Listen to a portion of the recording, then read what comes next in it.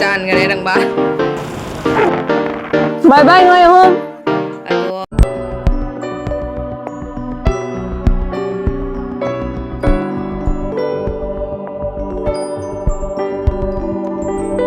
Hello everyone, ahan lang today Mayam may kok no na from Jerry. Mayam ngasi vlog se makata na adum continue yang bio. Ai se ngasi se papa ga Silchar da LIC office da chat ka da bani papa na ai gi angang oringai da LIC da saving thambi ba ko. Aduga saving se ai gi April da ai gi birthday ne birthday loira ba matung da paisa da hek changai ba ko ado handak se changak tree ha badi handak sina last oidoi ne ba ko ai hojik chahi 26 fare. Handak sina last oidoi aduduna mama pumoina paisa se khara yamna dum la ani bako adu che ama pikhat pai mathau tae office ta aduduna aigi mathau ni na papa ga aiga ngasi se chatlani aduga office ta aigi aadhar card pan card aduga bank passbook aduga LIC gi che chang adu myam do loina pukhat laga papa ga aiga ngasi se chatlu doine thabak ti khara yamani bako yum yore mayam ai lakani haibaduga papa na harau mangi na ko Inau nupiga papa gana aise chicken yam pamjai bako nga dagi budi aina chicken hena pamjai bako aduna yen leiba chakhi e papa na mano cha chawbiga lai khare hoje rudra nungaina sigana mabok lai re kana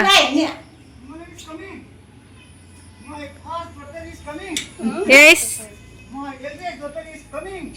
pupuga don chaga la e yam how bulai thara ga la e Doctor is coming. Along with his first certificate to dressing. Yes. How are you, my grandson? How are you? Are you fine? Are you fine? Okay. Ungre. Ngai ungre kai no toi jiwa. How ron la kai no ngai chen. Acha pole ho dre do. How ron la kai no ngai chen.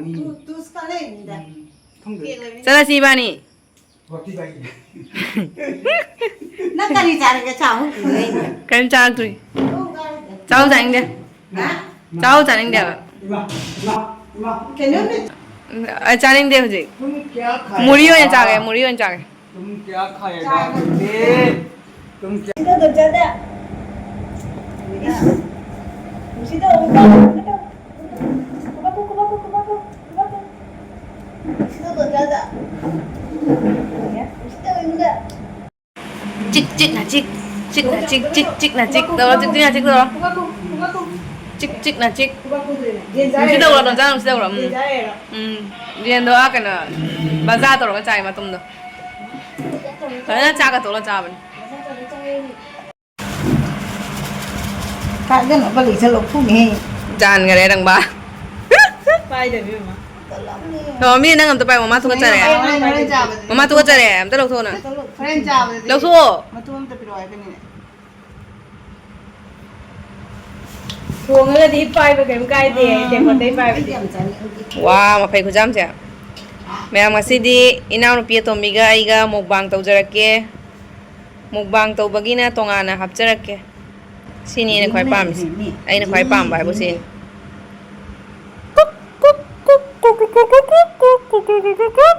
noi hiang spider ka toine Mayam hojik se papa gai ga silchar chatpagi thokla e ado hojik se pung 10:30 khara hele adum pung 12 ta dore ba ko ngasi se inaw nupi atombi ga aiga mukbang torok toine aduna inaw nupi atombi na hojik chicken kari kra thongawri ba ko mama oi su chak cha da bida akhoi ngai na leram doine aduna mayam silchar da yam koina leibadi yararoi aigi hojik silchar chatlaga che xerox tawrani aduga LIC office changani aduga bisal changaga bisal dagi poche amani lauraga adum la ani ba ko Mayam ngasi se a YouTube video namarage haina khanbane aise wakhan se khitang nungaite bako ado papa na aise theme e karigi video namoi doino asmaina chatpa khotpa siga video namdradi nang karama matamda video namdoino nammo ai phaja ba lambi myam apubige haina dumain toraga ko asanga man papa na myam phaja ba lambi myam apubire adumain tobade aise video namaga adum la e bako Mayam akhoi papa se ipani haija baiwani aigidi imana ba dumain tawe bako aina thabak ama tawbada afaba thabak oyadi engonda yamna supportive oye bako e taw phai haina adumaina haiba mini akhoi papa se Mayam hojik so papa na e aswai se pham phajai nongale aswai se video mati ama kapo khara chakhalaga phajaba phama kalaibani adugai su kapsi kana adumain toraga mana hs wari watai sanaraga pubire bako maga chamina badagi myam 50% mukti ai wakhal nungaita ba fare ado myam papana aise angang oringai dagi agi saving thambiye bako adugi saving do aina chahi 18 phaba da chahi amamam kanaraga phange ado hojiti ai chahi 13 pharabani na paisa khara lemhobado ado phanga ani bako ado myam isorna su chanbi ba haigadra aigi LIC gi che chang semba khotpa se papa ga su adum chatminna ba tare bako ipa ga chatminare mayam okhak su kuire papa gi gari da sumaina chatminna da ba angang oringai dadi papa ga ta adum chalamine do hojiki yum pala bani na chatpa phangdre ba papa ga adum ko mai thabak tuna adum hena bagi ado mayam akhoi hojik yum da hala ini LIC office ta ahamba da changoi kaka do yam sathina pharame maitai ne bako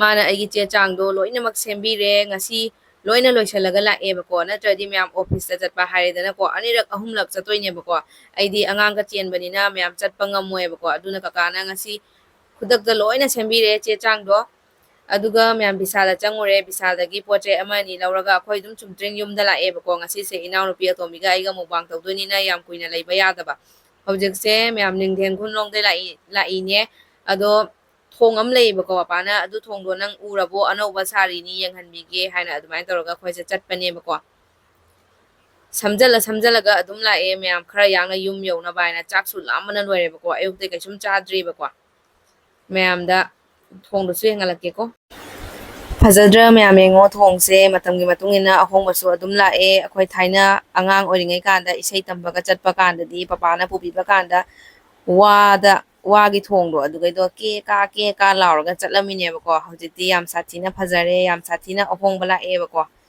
chaukhatle phajana mayam hojik se nong su piti chu thara e mayam ai glass se no balo bane ai mit se handak khara nungaiti haina ko si chu ai bapa ga chatlaga lawru bane adugi blog to chu ai tongana dum hapcharak ke bako ai mit se alapa akupa me kai ka su urak taba adumain to bade ai glass se loba chatlu bane mobile yeng baka da su pi se jor tai bako adugine yum yore mayam nong na pung chot le yum yo pada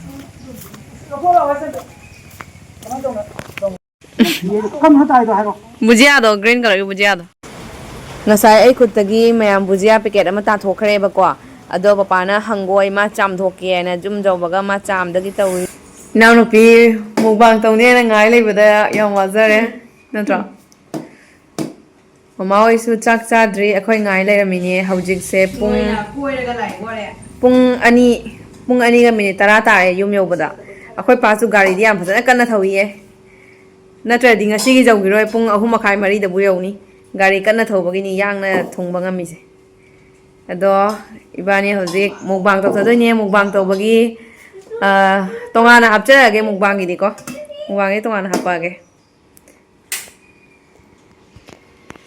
siga salad leire lebu leire papa gi iromba leire chaba horage mayam inaw no pina hojik mukbang tawna bagi sem sana talabi tawri salad am leire siga lebu leire adu se kaleja metle yen thongba leire ibani ngasi challenge torok toine aduga mayam manungdana papa wai chakchari bako ado inaw no pina angang pambiri Aubra Aubra ma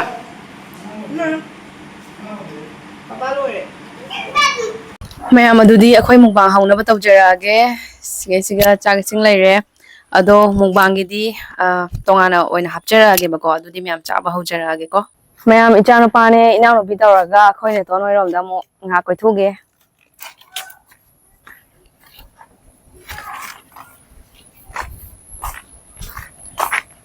mayam ngasidi yam sathina nungaire aise mukbang tawningambane bako ado aina papa da budi hanu mam haibani da papa aina yumda kaigumba lakpa taradi nga chaka tawbiramganu chicken oina leibiramo aduga inaw no pia to miga aiga mukbang tawgen haibane bako ado ngasidudi marang jarang oibanina aina hayudre bako hayudraga su papa na khangna leibirame bako jen leibirame aduga inaw no piga aiga ngasi se mukbang tawre matamdi hojik se pung 3:30 adumai tare bako halakpada su Saturday halakpada su marang jarang oire aduga chak chaba khotpa marang jarang oire adu su phare mukbang tawboda su complete oikhre dana ko apate apate do kaudri mani ma apate do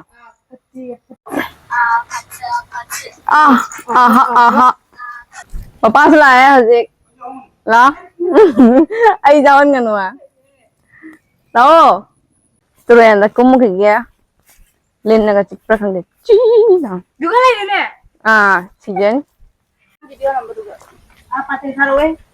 Pati ya phat chai ne. mayam lambi se patte aduna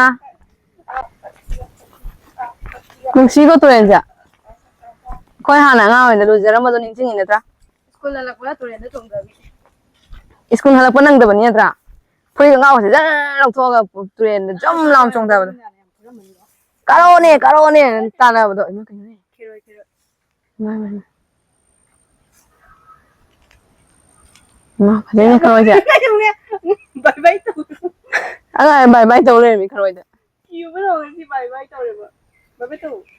bye bye to ro karo da my best friend Nate. as mayam akoi na nga oi da hana lu jara ma do ning ching ye no ale mi ta bo dom turen da ne khoi le mi che thiam gi ngang sing che na phau ri ni hana nga oi da thiam gi ngang ni turen da dum lai re na tra ben ja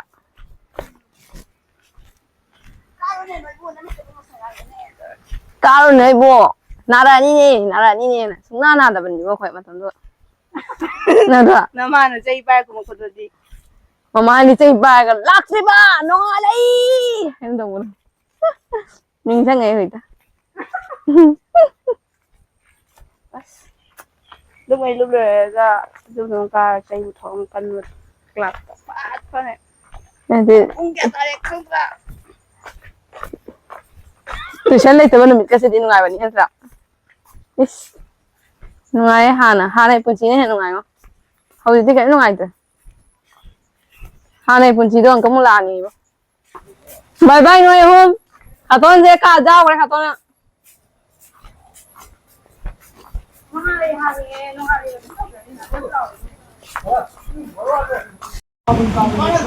Mando cha mayam changna anga photo te biri mayam khangau ga fruit ka se set ne ba ko ado papa na thon bi bani angangi olang tha gi ne na machu je ai ya pam bani aina di khan bani ba ko ado papa na mak thon bi rage masunu pa gi haina smain tor ga thon bi re koi ba chapada lit pa so dum yare moi dum bisal gi fi sing je dum quality yam pha bani ba ko pure cotton oi bani ba ing lao na se lai re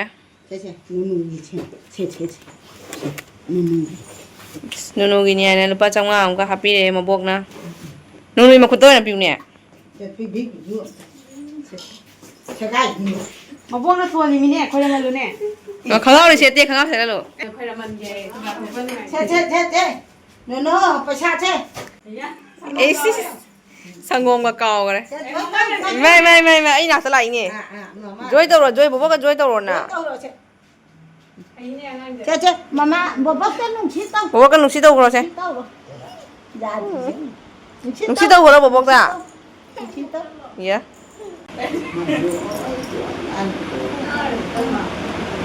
Này đi ngay đồ, không chào đồ.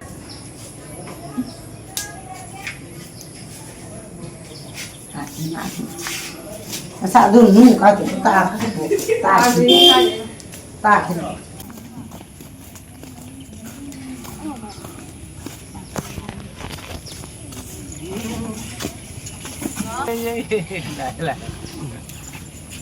không có một thì mình được cái gì hu jum ja re myam isa center fresh oi ki ge ba ko jum gi ne myam sina beson kon pheng na ba bhim alu bhujia sina papa na happy rak pane maya nu pa chana bagini aina adudi myam ai gi blog se swai sigal loishal lage myam ngasi gi dikainer se bye bye take care